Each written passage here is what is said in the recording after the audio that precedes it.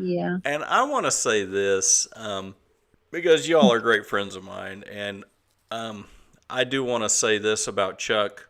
Chuck and I have been in some places. We've been friends for a long time now.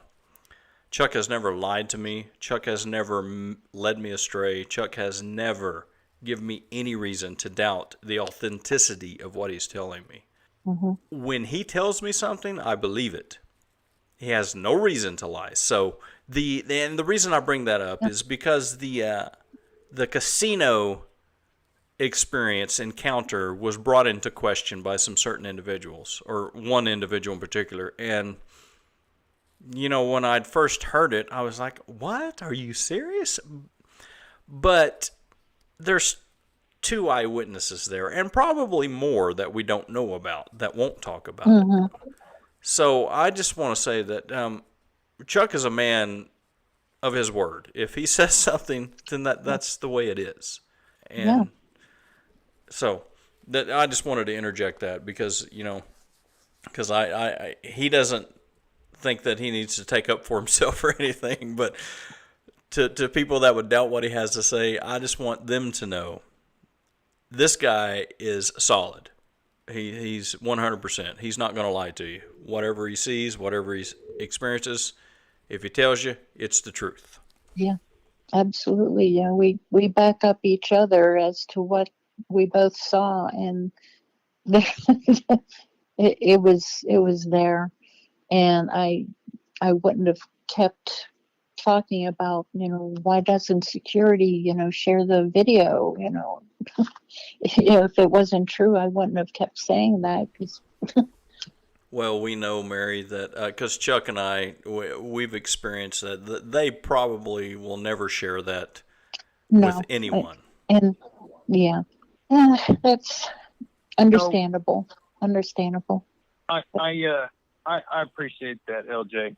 I don't know why people got to act the way they do and do the things they do. yeah. I don't know why, but I do want to say this, and I'm not going to say this to call somebody out, but I have been with probably one of the best researchers in the world when it comes to Bigfoot. I respect him and I love him like a brother. I've been hurt, but I'm not finished. I got things I want to prove to myself. I got things that I want to prove to other people, which I really don't have to Hmm. because I know these things are real. I've seen them. I've heard them. I've casted their tracks. I've even got hair samples of these things. I don't have to prove it to anybody. I don't want to prove it to anybody. All I want to do is tell the truth. And that's all I've ever done and everything I've ever done. My grandfather taught me when I was a young kid to live by three principles. And the three principles are integrity, honesty, and respect. And Hmm. all my life, that's what I've tried to live by. Yeah. The Bigfoot world is a crazy world. People have egos. I think that's pretty sad in the Bigfoot community because we're never going to get anywhere if all we do is argue and all we do is say, well, I'm right, you're wrong, this happened, this didn't happen. We're never going to get to the point where we're going to solve anything if people don't work together. I And agree. that's the problem I Absolutely. see. That's Yeah. what I see wrong in the Bigfoot community. I mean, to be honest, there are so many researchers all across this country who have piles and piles of evidence that these things exist. Hmm. In a court of law, in a court of law, if you was prosecuting a criminal case and you poured all that evidence that everybody has on the table and worked together, it'd be a slam dunk case. Absolutely. That just upsets me more than anything else. Yeah, that was, one of the reasons why I formed my group was, whenever I was, searching for someone to, help me, answer my questions, I ran into one of the large, well-known groups here in Pennsylvania, and they were pretty well connected with the larger not finding Bigfoot people. They ignored me, ignored my questions as if I was nothing. And I vowed I'm not going to do that to anyone else. I'm not going to let that happen. This information, whenever I learn it, I'm going to share what I know, because this hiding and hoarding of information, of knowledge and evidence, it's wrong. And so I formed a connection with a number of different organizations. All of us feel the same way, that the information should not be hoarded. Let's share freely among each other. We will protect our areas, so that no one comes in and contaminates and destroys evidence, but the knowledge itself should be shared. That's one reason we are friends with you. Other than there's more reasons than that, but Chuck and I both are of the like mind. We formed this channel together for that purpose. We shouldn't be hiding or concealing knowledge. Like you just said, we need to preserve some areas. Yes, we understand that. But there's no room for ego. There's no room for I'm better than you and I know more than you. I've heard people make comments, well, why are you listening to him? I know much more than he does. And I'm like, Yeah. you hear these comments and you laugh to yourself and you're like, really? Yeah. The ego is really something else in this community. It is. It really is. And that's one reason why we have connected with you and your group, is because we're not about ourselves. We're for the betterment of everyone else. And we want to share what we've learned. And that's why we talk about some of the things and disclose some things, that we've, let me give you a quick example. We have found in our area that when you find rock stacks, they're typically identifying a trail. Mm-hmm. And you don't hear that from other people. They don't give you that information. Another piece of information I'm going to give is that I'm a seasoned tracker. I'm very good at what I do. And I can distinctly tell the difference between a game trail versus a Sasquatch trail. And this is why. This is how I tell the difference. The Sasquatch trail is wider and deeper into the ground. It may be a few inches wider, but it's always deeper into the ground. Mm-hmm. And it's information like this that would be so beneficial for people starting out and investigating their area. And I can add to that knowledge about the Bigfoot trail, is that it usually parallels a game trail. Yes, absolutely. And I'll throw out one more bit of information I've learned from observation. You all are familiar with the disturbances in the ground that a armadillo creates, correct? There are little holes in the ground. Well, you have armadillos, we have groundhogs. Okay. Well, for us, they're armadillos. They poke their nose in the ground and they root in the ground. Well, you find that a lot around here. Sometimes it doesn't look exactly right, and you don't know what you're looking at. And a lot of times, these particular creatures, they will walk around with their knuckles. They'll walk around on two knuckles and their toes. And that will almost mimic an armadillo root. So you got to watch for that. Go ahead, Chuck. Do y'all remember the sandbar that we found at Lake of the Arbuckles? Yes. And we actually found knuckle tracks on the sandbar. Do y'all remember Yes. that? We took pictures. Yeah. Yep. So they don't always walk on two legs. They go on fours as well. Mm-hmm. And call that what? The spider crawl? Is that what we coined that as? yeah, I think I've heard so. that. One other thing I wanted to ask you, Mary, have you ever heard in the woods while you're out, have you ever heard what sounds like, the best way I can describe it is something taking their tongue and popping the roof of their mouth. Have you ever heard anything like that while you're out in the woods? No, not personally, but I've heard other people talking about it. Okay. Yeah, bears, Well, black bears, they'll click their teeth, but the popping, no, not that I can recall. The reason I brought this up is I got a good friend that lives in Canada, and she informed me that she has heard the same sounds in certain parts that she researches in. We actually added a new member to our team. We haven't actually been on a hunt with her yet, but she is dying to go. She has a degree in anthropology and she has a degree in archaeology. This lady is sharp as a tack. And her and I got to talking about this this tongue clapping that we hear occasionally. And she brought up a point, and I don't think this has ever been brought up, but I know that she talked to a specific member of the Not Finding Bigfoot group, told him of her hypothesis on this tongue popping. That Right. I've heard it. I've actually got it on recorder. It was actually done to me and another one of my research buddies while we were hiking through the woods. We started hearing this, and the woods were so thick you couldn't hardly see in front of you. We started hearing that, and so we mimicked it and did the tongue popping back at it. Well, as soon as we did that, they responded. Well, this lady, this new team member we have, her and I were talking one night about this. And LJ, I don't even think I even said anything about this to you. My mind has been so jumbled here lately, I just forgot to tell you. But she told me that there's an ancient language.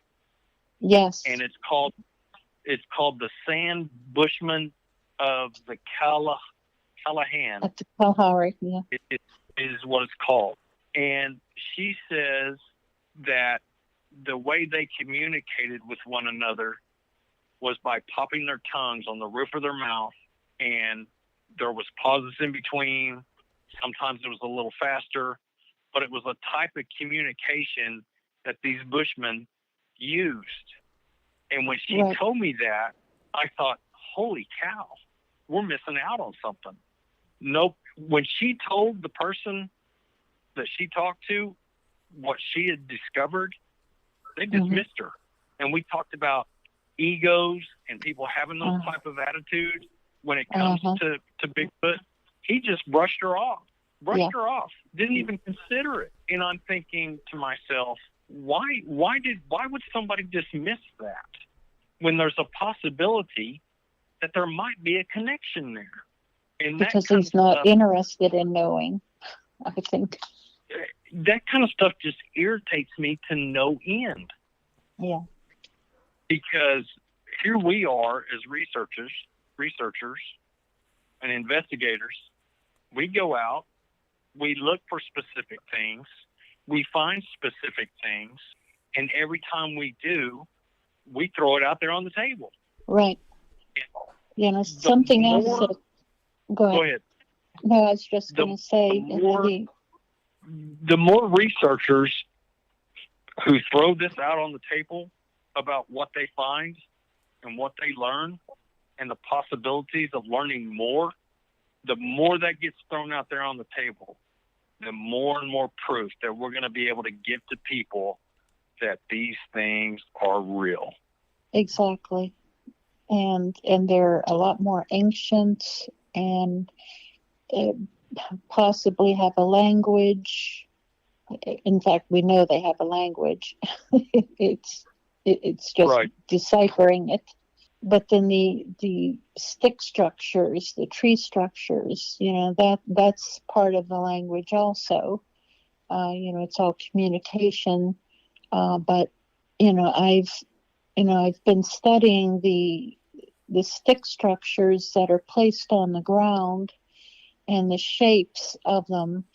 And I had remembered a book on Chinese language that I'd picked up, and I was comparing the written language along with some of these glyphs. I'll call them the sticks laid on the ground, that they look similar to, and I'm not saying that they're writing in Chinese, but the ancient Chinese language, it's based for a simple people to understand. It's very basic, the shapes. It's very basic that just about anybody can decipher it, no matter what. And I thought, boy, this looks like, one shape looks like man, another shape big man, another shape trees, and it's. Chuck and I recently on our last expedition, we don't normally find glyphs here in eastern Oklahoma, or where we research. But we did find some this time. And what they were, I'll describe them. Everyone's familiar with the anarchist A. And if you can take that A with the extended centerpiece and put a rocker, like a rocking chair, under it, we found that multiple times, and we're baffled by that. We don't know what that means. And when you first approach something like that, you're thinking, it's some sticks that fell off a tree, but when you start encountering that multiple times, and you see that the sticks are not just dropped in there, they're actually placed because they're intrinsic in the way that they're laid in there. One is on top of the other, one is under the other, and it just doesn't fall like that. And when you start seeing that again and again, it's baffling to me. You talk about this ancient language, and to me, I think of cuneiform and Sumerian languages, and I'm fascinated by languages. I've studied languages for a long time in my life. I speak multiple languages, and to even think that there's an entity out there other than human beings that has a grasp on an ancient language, to me, is absolutely fascinating. So yes, yeah, that shape that you're describing. I'll send you a picture of a Chinese word that could possibly be, from going by your description, and I'm thinking it could mean man or big man. Oh wow! But I'll send you a photo. Yeah, absolutely. That's interesting. That would Chuck, be awesome. Yeah, Chuck, you took a picture of that, and I need to start I need to discipline myself, because I usually just have my video camera and I take videos of things. I need to snap still pictures that I can send to people. Chuck, I believe you snapped a picture of that glyph. Did you, the very pronounced one that we found? Yes, I did. Okay. I did take, I think I took 2 pictures of it, and I could actually send that to Mary and have her look at it and can do some comparison. Yeah, I want you to do that. Sure, that'd be great. Yeah, I can do that.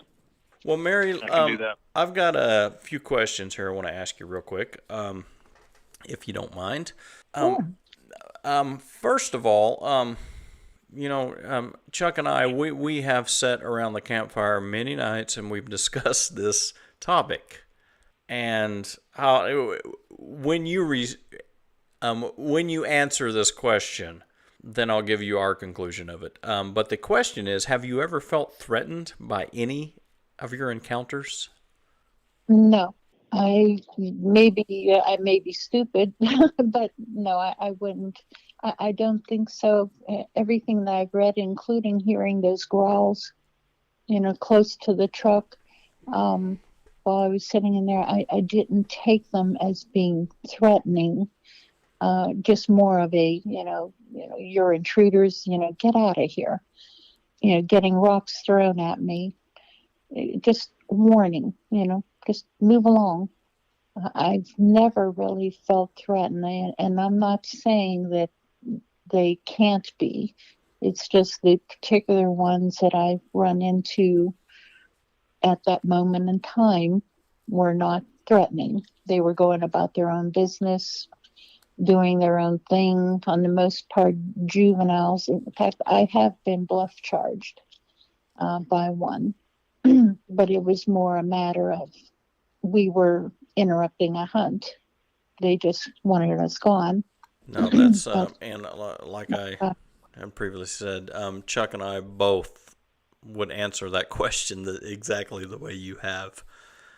And we've had multiple encounters over the years, and we're not speaking a year or two of it. You know, we've got multiple years between the three of us of experience, and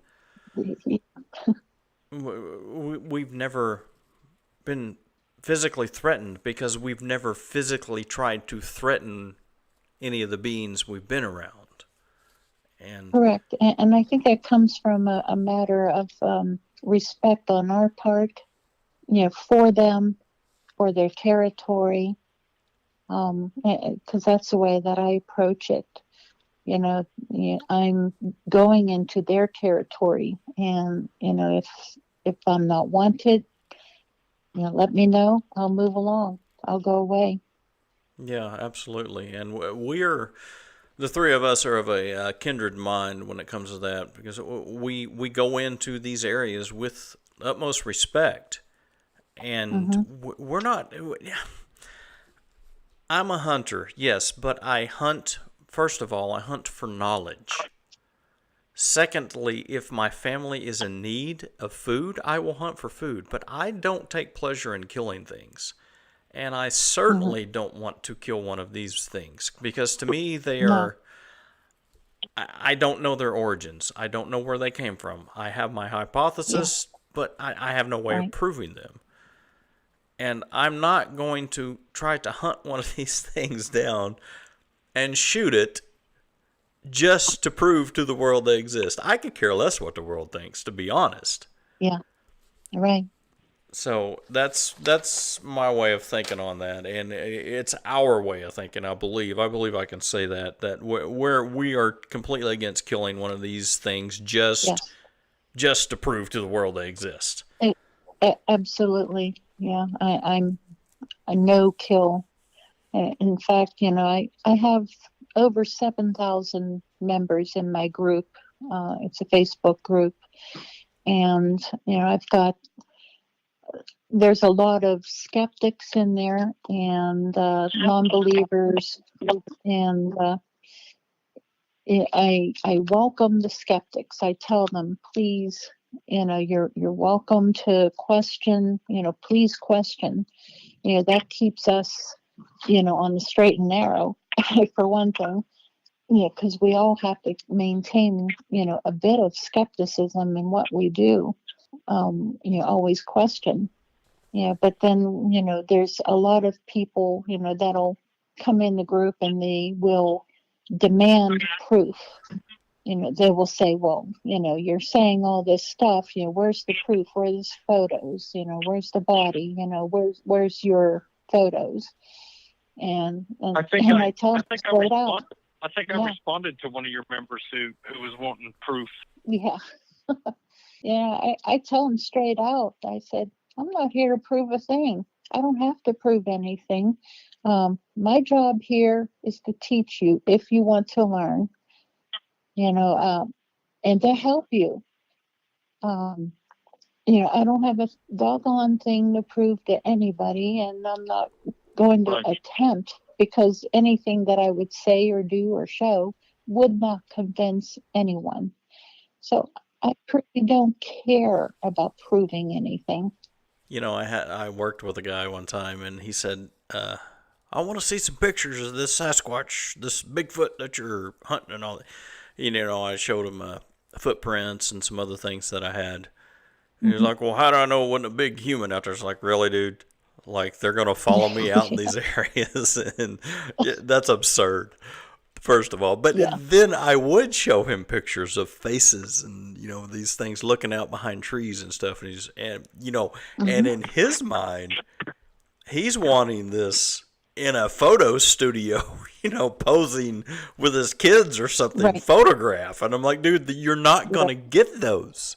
You're going to get some good photos, but, a lot of what you get, we term the blob squatch, but Yeah. I'll tell you, Mary, I'll tell you a funny story real quick. Up in northwest Oklahoma, we got an area that's pretty hotbed of activity. I had a guy that I worked with, and he told me, he said, I want to go out with you, and I want you to show me some of the proof. So I got one of my other research buddies that is ex-Marine. Well, there's no such thing as an ex-Marine. So anyway, me and him. Oh, I know. I'm going to hear about that. I took him out and with this other research buddy of mine, and we were going through the woods. And this is an area where we found structures there, quite a few structures actually, and some of them were pretty impressive. Every time we would come to a wood structure, he'd look it over, and he'd say to me, "Man, that's flood damage." And I turned around and looked at him. I said, "Dude, there hadn't been a flood here in over 100 years. What are you talking about?" And he'd just blow it off. Well, as we're walking down this trail, I'm in the lead. He's right behind me.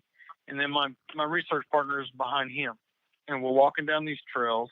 And all of a sudden, out of nowhere, this horse apple, or what's called Osage orange, from an Osage orange tree. Mm-hmm. It's a seed pod. And it's lime green. They're usually about the size of a baseball or softball, and they're real rough. They have all these little edges in them and everything else. Well, this horse apple comes flying through the air over our heads, hits this tree in front of me, and rose to my feet. And I reached down, I picked it up, turned it over, and there's a great big huge bite mark taken out of this horse apple. I turned around to him, handed him the horse apple. He looks at it, and the first thing that comes out of his mouth is, "I can't explain that." Now, did he become a believer? Probably not. But he experienced something in the woods that we knew he would have questions about. And in his mind, he questions what he saw that day. Mm-hmm. And to this day, that was like 2 years ago. And to this day, we bring up a conversation about that event. And he says, "I can't explain it. I experienced it. I saw it. I saw it fly through the air. I saw it hit the tree in front of you. And I saw you pick it up and turn it over and saw the bite mark out of it. I cannot explain that." Mm-hmm. The seed is So, planted. Now, I saw you writing something about that on Facebook, and did you see my comment about what those Osage oranges or say whatever what they're called around here? We know them as monkey balls. Yeah, around here they're known as monkey balls. well, Mary, growing up, I remember my grandparents and my parents telling me, "Don't touch those." Mm-hmm. They always told me they were poisonous. Don't touch them. Don't lick them. Don't bite out of them. Just leave them alone. And yet, my grandparents and my parents would take those horse apples and put them in their closets Mm-hmm. to keep the moths away and other insects and the spiders away. Right. That's what they're good for. Yeah. And when I saw the bite mark taken out of one, the first thing that came to my mind was they're using these as an insect repellent. It's very I don't possible. Didn't know if I'm on something but that's the only thing I could think of. we have found that in other places too, Chuck, if you'll remember. We have come across that more than once. Yeah. Matter of fact, big bite marks taken out. we found one that had the imprints of the front 4 teeth, the top 4 teeth, out of one of these beans in it. It was like it drug its teeth across the body of the horse apple and left the imprint. It was quite amazing. And I think you may be on to something. I think that's what they're doing. I think they're using it as an insect repellent. It's very possible, because you don't want to eat one of these things. No. Maybe he took a bite out of it just to get to the insides of it and use it to rub on his body or hair or something to keep bugs away. Who knows? Yeah, it's very possible. That's my thought. They're pretty hard. Well, and also, if you ingest enough of this stuff, that toxin or whatever that's in it that repels those insects is going to emit through your skin. So true, yeah. So you gain a certain resistance to it. Yeah, and the reason I say that is because my experience from around the world, being in the military, there's tribes in the Amazon jungle that they eat a particular fruit that grows down there, a particular plant, I should say, and it acts as a natural bug repellent, mosquito repellent in particular, to those people down there, the indigenous people. And that is a part of their natural diet. And by eating that, they just don't. And if you've ever been in the Amazon down in that part of the country, the mosquitoes will. You can't imagine how bad they are. I mean, even in Alaska and in places around here, no, times that by 10. They are horrible down there.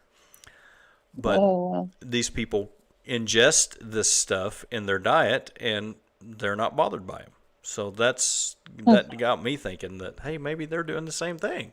But I'm not going to go out and eat a horse owl just to keep mosquitoes off of me. But no. All right, let me move on to another question here. We had talked about this earlier, or you had brought this up early on.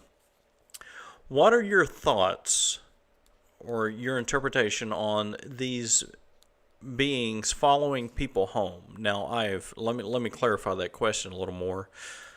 I have heard that if you spend enough time doing this, they will eventually start following you home. I have not had that experience myself. I've been doing it for a long time.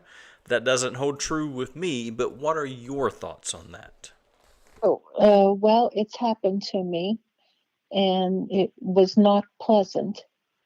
In fact, you had asked me earlier if I'd ever had a frightening experience or anything like that with them, and I'd completely forgotten about this one night. But early on, whenever I was still learning about them, at the time we did not have cable TV, and someone told me about this Not Finding Bigfoot TV show.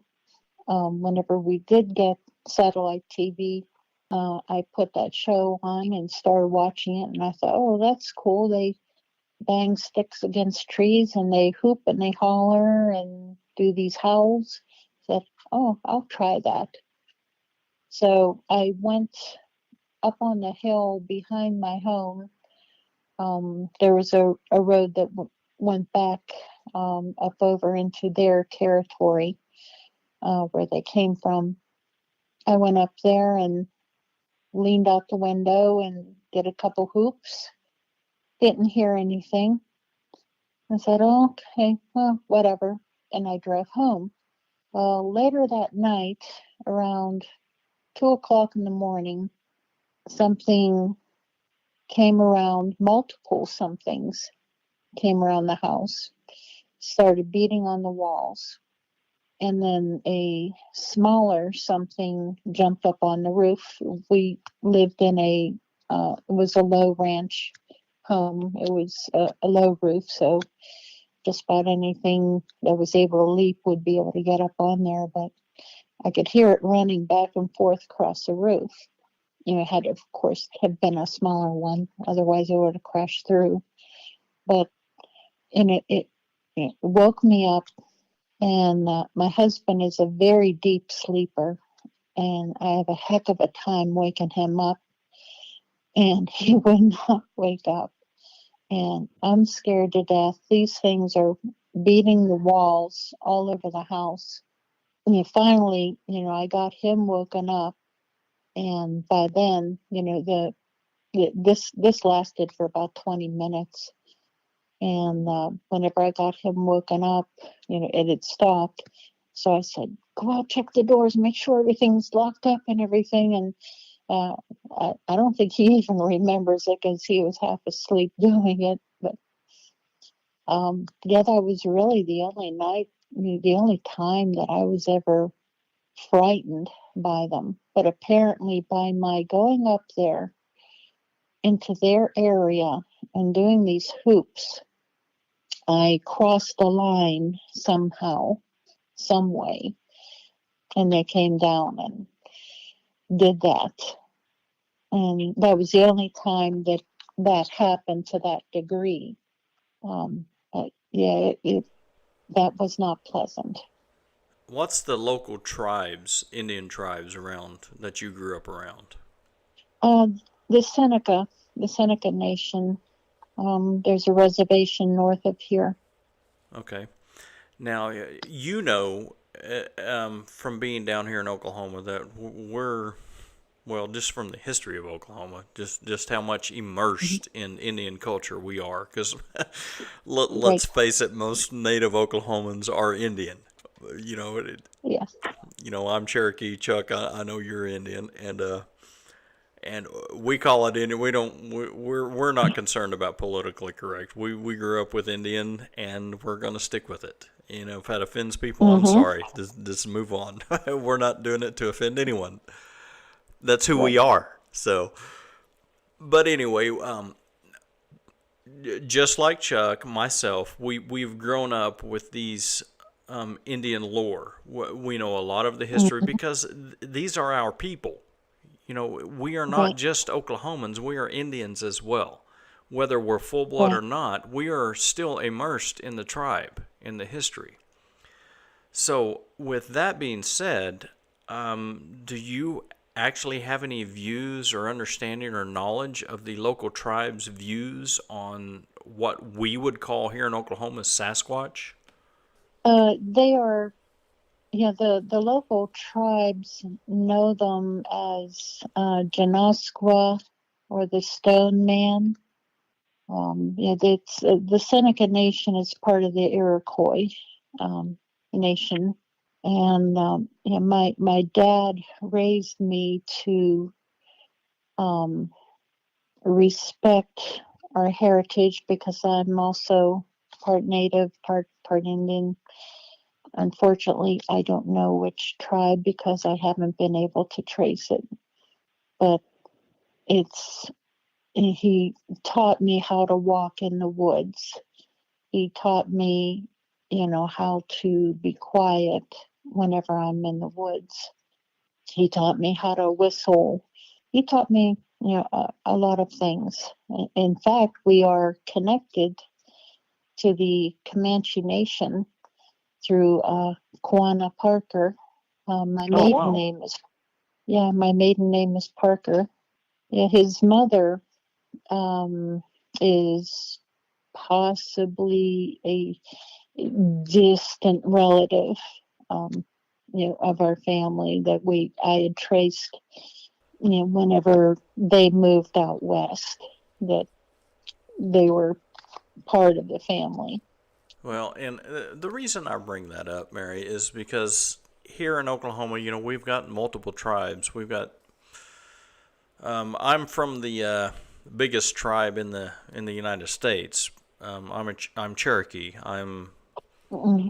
I'm probably, I think I figured it up. I'm around 3/8 Cherokee. I'm quite a bit of Cherokee, but I grew up with the stories of Sasquatch and this and that from the locals and whatnot. My grandmother, Mm-hmm. well, my great grandmother, she was a Cherokee medicine woman. She used to tell stories of, she died before I was born, but my dad relayed stories. And Mm-hmm. now I'll clarify this. Me being native, I'm also German as well, but I'm Mm-hmm. a lot of native. But you get this idea that the Indian people are more connected and more spiritual to the earth and all this stuff. And I'm just going to say from my personal experience, that's just a bunch of hogwash. It's not true. The Indians, Yeah. they lived in the woods. They know these woods. Yes, absolutely. But is there anything special that sets them apart from anyone else who grew up in the woods? No, there's not. I agree. Yeah, they're not more animal kindred or anything like that. Because I've seen that with my own eyes. It's not true. Now, I will say that as a young boy, I grew up learning the ways of hunting that the Cherokee had developed over the years. And they developed them not because they're special, but that was their environment. And that was passed down to me. That's why I'm a good tracker. And of course, I've continued to do that and developed the skill as my own personal. I've taken it as my own personal skill and developed it. But I hear that a lot. That they talk about, and I seen a post on Facebook one time. It talked about the original founding fathers, and it had like 4 chiefs of different tribes. And I'm like, okay, well, what did they found? I'm like, I just want to say from a Native American perspective, there is nothing special about the Indian people other than the fact they grew up in the land, and that is why they're more in tune to it. Just like someone from New York would know more about the city than I would. Yeah. And that refers back to these Sasquatch. It's not that they are mystical or anything, that they are magical in the woods. That is their home. I know my home better than anyone else. They're going to know their home better than anyone else. My dad, I spoke about him, but my dad was also a magician. He was a magician, and he taught me some magic that he would, some tricks that he would do. And I would watch him, and we would watch TV, the magicians on TV, and I can always pick apart, how they're doing the trick, and so I kind of have adapted that to the Bigfoot and what they do, and things that people put off as supernatural or portal hopping and little tricks that they do. I'm able to pick apart as misdirection, like a magician does. You watch this hand side, but the right hand is doing something totally different. And that's the right hand that you have to watch. It's the same with Bigfoot. You hear a sound to the left, so you pay attention to what's going on to the right of you, because that's where the real trick is coming from. Yeah, exactly. Exactly. And Chuck and I have experienced that. There's a technique that these creatures will do, and we've come to call it shadowing, flanking you. And Right.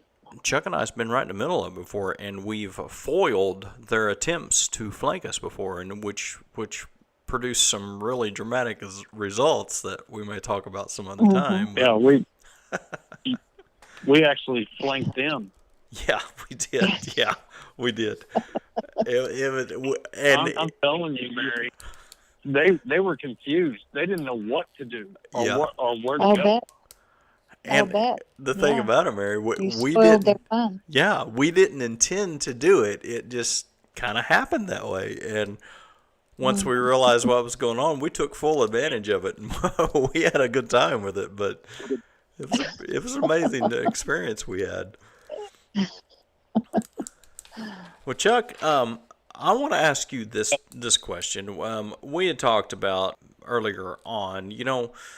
There's really no good way to detect when these creatures are around you, other than sometimes the woods will go silent, and both of you have experienced this. You know what I'm talking Hmm. about.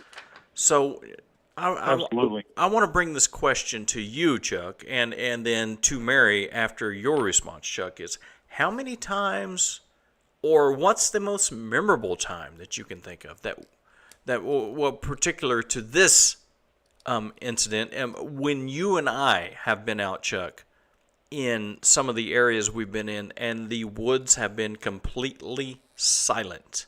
And I'm talking in Hmm. springtime, in summertime, in wintertime, because you and I have experienced Yep. that more than one time. Go ahead and tell me what your thoughts on that. Well, to tell you the truth, when that kind of stuff happens, it mind boggles me because we know the insects, we know the frogs are in the trees. I mean, we know that stuff is around. But when everything just goes quiet, it is kind of a creepy feeling, but you know that something's up. I remember probably the most memorable time that's ever happened to me was when I went on the very first expedition, which was down in the Sam Houston National Forest. And we were walking, like we talked about earlier tonight, we were walking down a right of way. Starting out on this little hike, we heard the tree frogs, we heard the insects. You could hear all that stuff. As we got further and further down this right of way, we started hearing wood knocks and we heard a couple whoops. When that happened, I mean, it got pretty much deathly quiet. The only thing that you could hear were the leaves on the trees moving because of the wind. Everything else was gone. Well, I shouldn't say it was gone. It just stopped. It was about that time that I saw the one that was on all fours and he was swaying back and forth like a gorilla. And I know I've told you about that, LJ, and Mary, I've probably told you that story as well. But that is I don't know how they do it. I don't know if the other animals in the woods just respect it or what exactly happens. I even thought at one time that maybe they were pushing out infrasound to stun whatever's out there to get it to keep quiet. I don't know. I really don't know how that happens or what happens. I mean, there's a couple different ways that they could do it.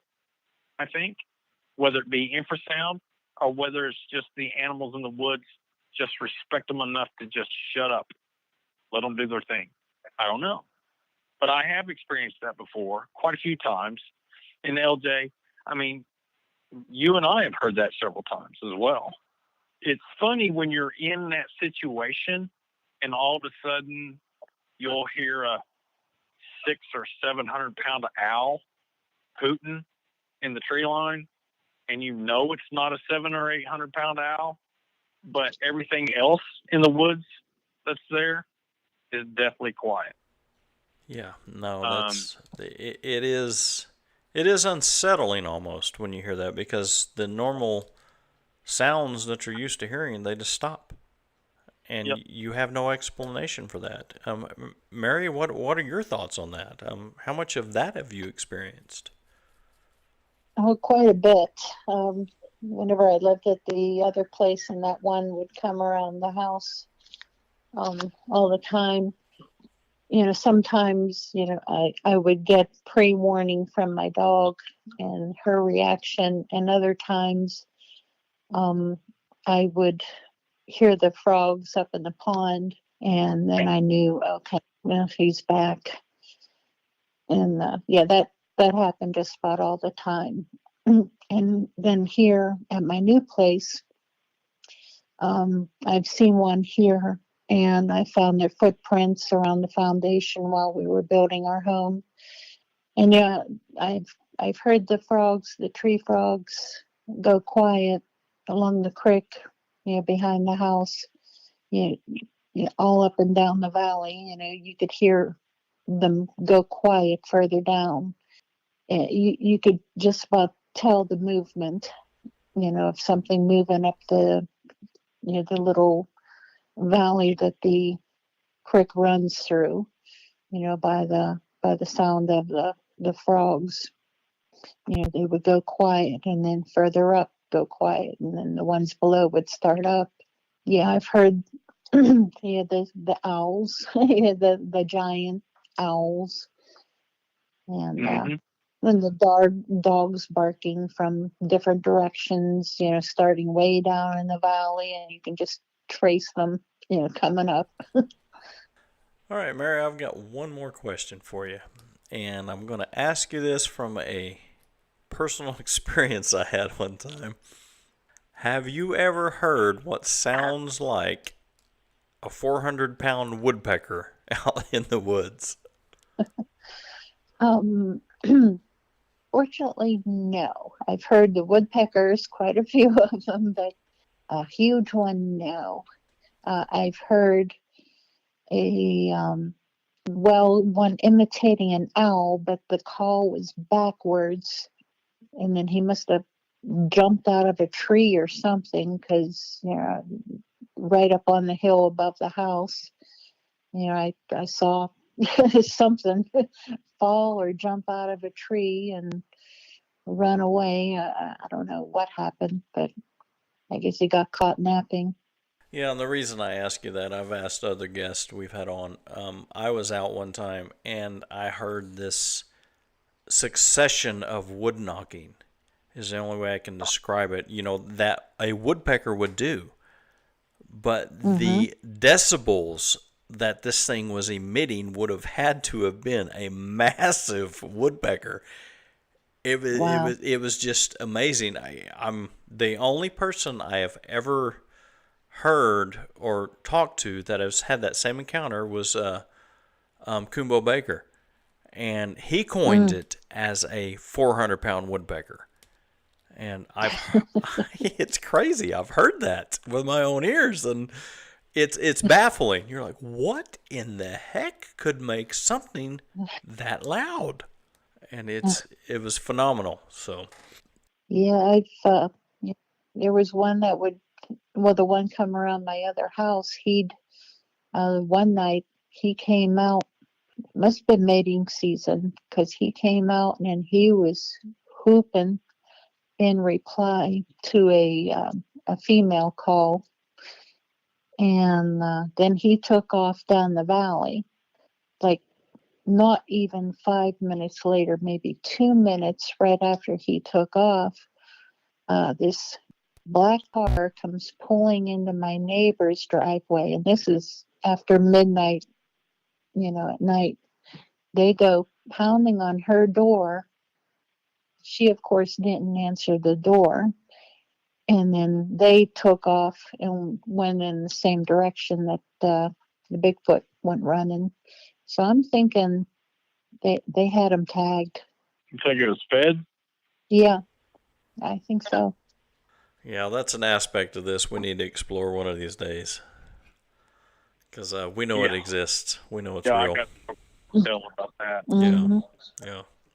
LJ, I got stories to tell about that. Oh, yeah, sure do, brother. Oh, yeah, and I've got a lot more about that also, yeah.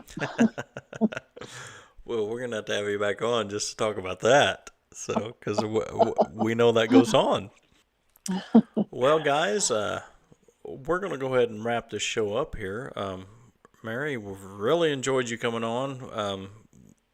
We're planning another expedition down here, and we'd love to have you a part of it. If you could ever make it, we can work around any schedule, even just to have you down here, because you left quite an impression on us last time. Oh, and we just want to say from our deepest, we really appreciate, you contributing to what we're doing, what you're doing. We're working together, and like-minded people, that's what's going to change this thing. And we're very, very happy that you're a part of that with us. Well, thank you. Thank you. And I'll take you up Mary, on that. Yes.